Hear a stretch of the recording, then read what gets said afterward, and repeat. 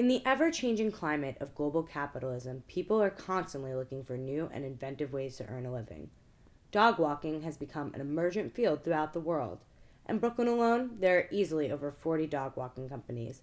This is a new field, a job that didn't exist before, and yet people seem to be earning a living this way. With over 100 walks a day, companies have the ability to make over $10,000 a week.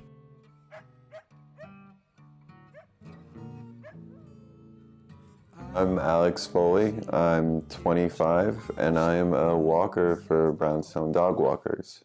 I enjoy having a job that's outside, that's working with my hands, that's very active and physical.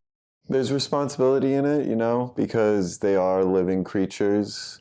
It is a life you're taking care of, but on the other hand, they can have a lot of fun with you during your day. They have personalities.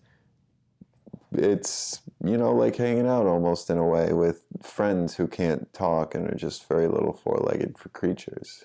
I love all of my dogs. I mean, they're all fun, but you have certain ones that you gravitate more towards. Dogs are very much like people in that sense. An idea to start a dog walking company in 2011.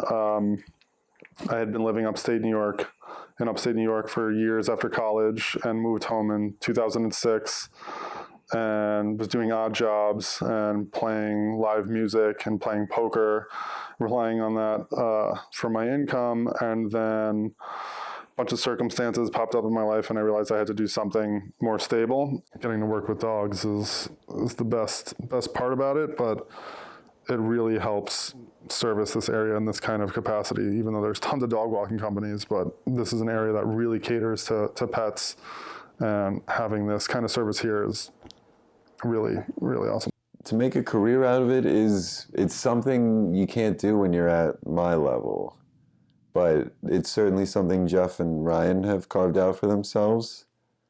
It certainly means that they really care about the animals and they care about the community, really, when it comes down to it. When you're forming a company that's taking care of more of a whole neighborhood's dogs, I think Ryan and Jeff really are looking out for the community in that aspect, and they can branch out to have employees so they can walk more dogs than one person would physically be able to.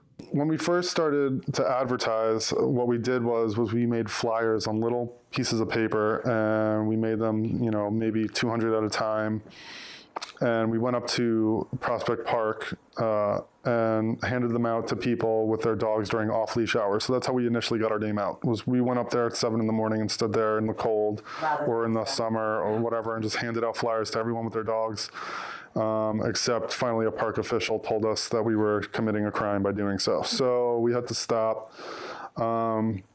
And then we started to post them at pet stores or shops that had places for flyers or business cards. We started to put them there. And that was how we initially did it. And as we progressed, we started to take out ad space on Yelp, Facebook, Google, and grow our online presence as much as we could. But we still put up flyers every day, and we still receive inquiries from people who have seen our flyers. Most of the difficulties lie in staffing, getting the right people to work here. It certainly requires a lot of trust.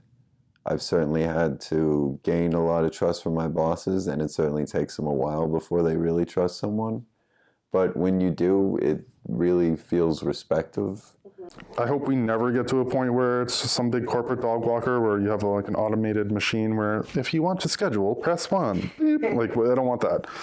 But we did have to restructure the way we did everything in order to make sure we weren't entirely chaotic. So now we do have a bunch of procedures in place that we do follow every time.